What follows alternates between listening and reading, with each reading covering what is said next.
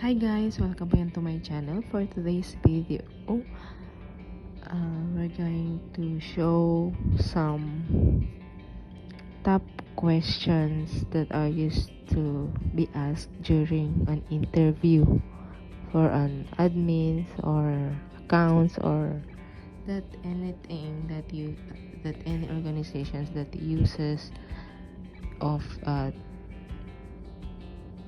Microsoft Office that requires a Microsoft Office proficiency. So this is a part one of this video that we're going to make. There are more. I might make some series for this one. Okay, for your guide.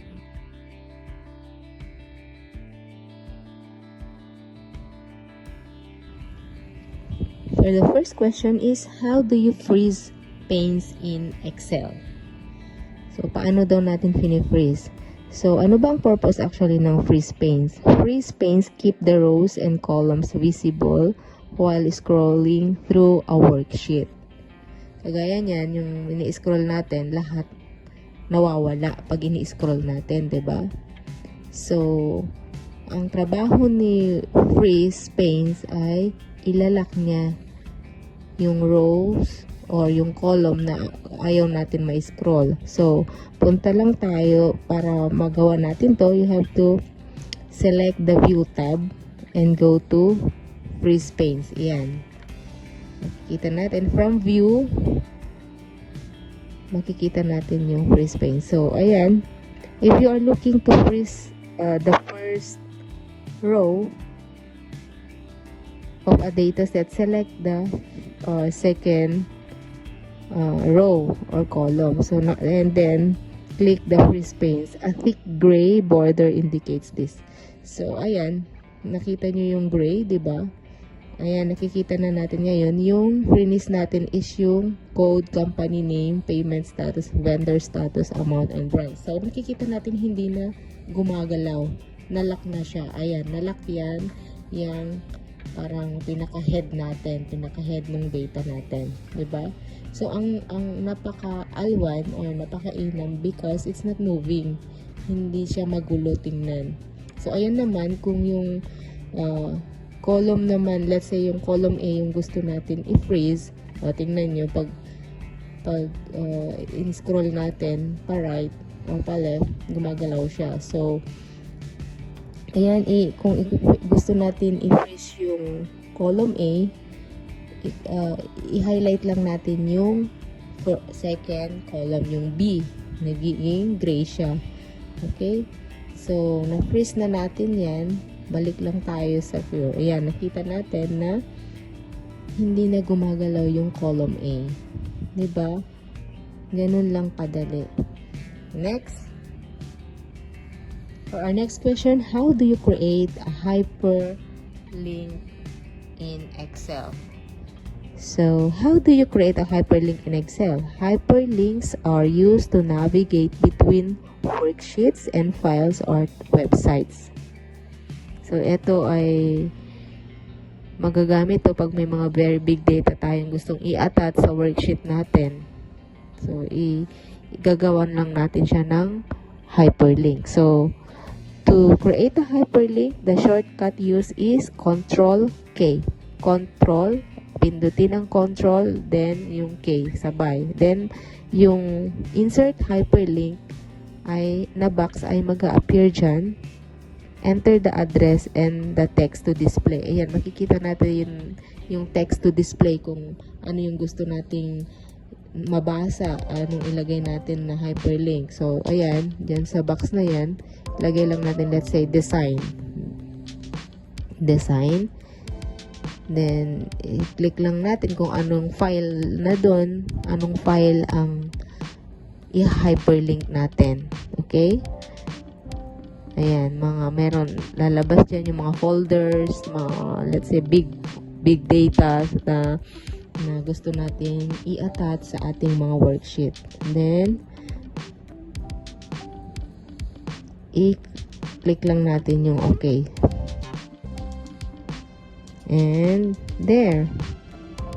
here we are directed. Dinirect tayo, diba? Ayun. Nakita nyo, naging blue siya. Designs. Yan yung text na gusto nating lumabas, diba? So, designs. Tapos, naging blue at may underline siya. Ibig sabihin yan,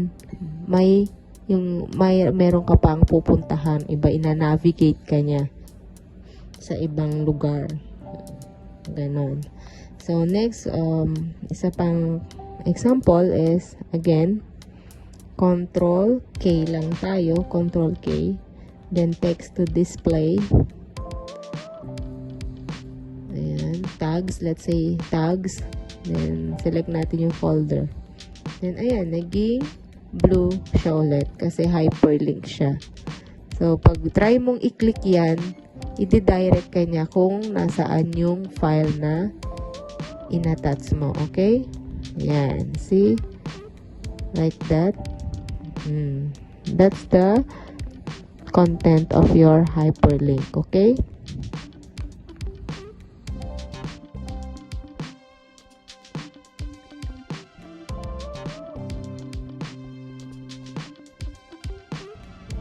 For our next question is, how can you restrict someone from copying a cell from your worksheet?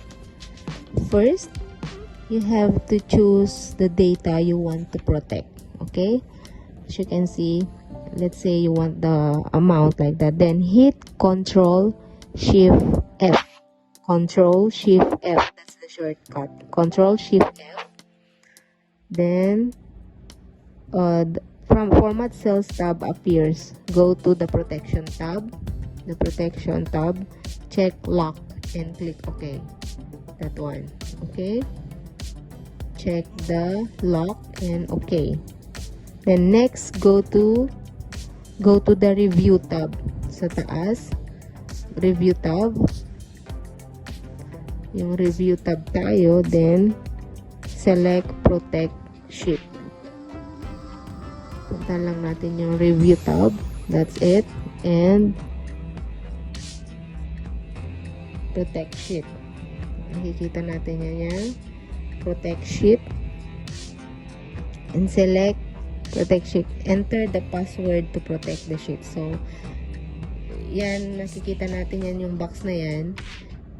I-tick mark natin kung ano yung mga gusto nating i-protect. Kung gusto mo lahat yan, i-lock mo.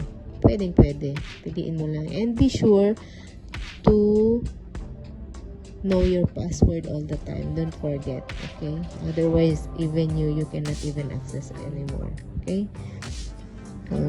Look, by the time na hindi mo pa napoprotect, nakikita nyo na i-edit mo pa. But then, when you're going to lock it, or when you protect it, may syntax or error na lalabas dyan. Okay, wait. It's not yet protected. Kasi protected na to eh. So, i-unprotect lang natin. And gagawa natin ng panibago. I will show you. Yan. See? That is how it looks like kung protected na yung worksheet mo. Okay? Yung file. Hindi mo siya ma-edit. Hindi mo siya mapapalitan. Yan ang lalabas. Okay? That is how you do it. For our next question is, using the below given data, highlight those cells where vendors are inactive. So, ayan. Select daw natin, although there are a lot of ways para gawin yan, but mas gusto natin gawin, ituro yung pinakamadali. So, here, conditional formatting is used to highlight cells based on the criteria. Select conditional formatting from the Home tab, and under Highlight Cells Rules, there are options there. So, piliin natin yung, since inactive daw yung hinahanap. So, meaning text yan. May nakikita tayo dyan, greater than, less than, between, equal to. So, we are not looking for numbers. So from there, piliin natin yung text that contain So, ano yung text na hinahanap natin? Yung inactive daw. So, i-type lang natin yung word na inactive. Then, dyan naman sa right part, may other options dyan kung ano ang gusto mong kulay na highlighter. Highlighter po yan. Then, just choose the color you want. Okay? So, we'll just choose green. And then, click OK. Then, makikita natin, active yan. So, definitely, it won't be highlighted. So, let's see. See, that's an inactive. Another inactive there. So, all inactive vendors were highlighted with green. So, for our last question for this series is, what is the use of VLOOKUP and how do we use it? You know, this is one of the most asked question. That's why you really need to know this to learn this one. So the function of VLOOKUP in Excel is used to look up information in a table and extract the corresponding data. Okay? So this one has syntax. It's just very easy because you're just going to follow the syntax that when you being asked. Okay, so we have here, like for example, in your exam there is a raw file. You can see down from the sheets, there's raw file and active file. So the active file is that where you will work, you will put your answer. So let's start with the syntax, the VLOOKUP, then open parenthesis, this for the value, meaning the value indicates the data that you are looking for in the first column of a table. So, first column of a table is yung sa A natin. Yan yung point of reference natin. Yan yung magiging reference ng kung ilo-look up natin. Okay? So, code yan. These are code. So, we're going to find, we are given sets of vendor codes that we are tasked to find for the company names, okay, or whatever. What's the payment status, vendor status, okay? So, okay, again, let's try to do it. So that is the active file. This is where we're going to put our answer. So the raw file is that is the example of very big file, okay? So the active file is where you were asked to put some selected vendors only. Okay, so first we have to type the VLOOKUP from there, since we are asked to let's say we are asked to find the company name of this particular vendor code. Okay, so we're going to type the VLOOKUP, then open parenthesis, the value. So where is the value? We're going to look for our point of reference. So we will click the code, okay, since that is our point of reference. That is the code of that particular company name that we are about to look and find. Okay, then next is for the table, refers to the set of data from which you have to retrieve the above value. So we're going to retrieve, we have to go now to the raw file for the table, because we need the table that is from the raw file. Okay, so we will click the raw file down. So that's for the, because the table array is in the raw file. Okay, huwag kang matakot na pupunta sa kabila kasi magko-connect yan talaga. So from there, yung table array natin ay yung from column A, since column A yung point of reference natin, at ano yung hinahanap natin? Yung company name daw. So, 2 columns yun. So, i-highlight natin. Just be sure to highlight the 2 columns, okay? The point of reference and hanggang dun sa kung saan yung column ng hinahanap natin. So, the column A is our point of reference. That is our value. And the company name is the table array, okay? So, next is for the column index. So, what is that for? Saan natin kukunin yung column index? Yung column index na yan is kung ilan. Number yan. Number na ilalagay natin. Ilan yung columns. Pang ilan na column yung company name. So, bilangin natin column A and column B. So, meron tayong dalawang column. Bakit dalawa lang? Kasi, company name lang yung hinahanap natin. Okay? So, ilalagay natin sa column index natin ay 2. Kaya may 2 tayo. Magsusulat tayo ng 2. Then, next is range lookup. Dapat false tayo lagi ilalagay natin. This is for the exact amount. Exact max. Walang bahid, walang kulang. Okay? Kasi ang true, approximate lang yan. Match default lang. So, dapat false tayo. Then, close parenthesis and enter. Okay? There you go. Na meron ng name yung company name natin. Yung the code.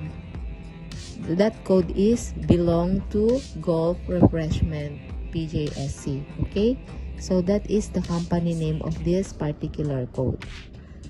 Okay? Now, we want to check if our answer is correct. We can go back to raw file and check it. Okay, now we have the name for our first code, given code. Now, we'll go back to the raw file and check for that vendor if it's correct. See? V2024-201 is Golf Refreshment. So, it's correct. Our answer is correct. Okay. Now, let's go back to the active file again and do some example. Let's say, which one I have to do? The vendor status. Maybe vendor status, okay. Vendor status, what's the status of this? Then we have to type, okay, that one. We will find the vendor status, the status of that vendor. So, equals VLOOKUP, open parenthesis, then click the first column, that one. Column A, that kung saan nakatapat, then comma, then for the table array, let's go back to the raw file para doon natin kukunin yung table array natin kasi yung raw file yun yung complete. So pang ilan yung vendor status, lahat yan ise-select natin from column ng code until doon sa hinahanap. Okay, so until D, from A column to D column. So, pang ilan yung vendor status, ilang column tayo? Yung column index natin is column A, column B, column C, and column D. So, we have 4. Until 4 tayo, okay? Until 4. So, we have for our column index, it's 4.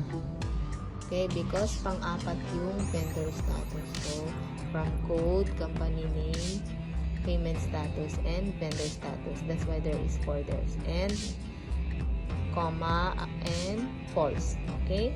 And close parenthesis, enter. Just hit the enter. And the answer is active. So, that particular vendor is an active vendor. Okay? So that's all again for today. Please click subscribe and hit the notification bell for more videos because this is just the first part of our guide interview questions in Excel. Okay? Thank you for watching. Bye.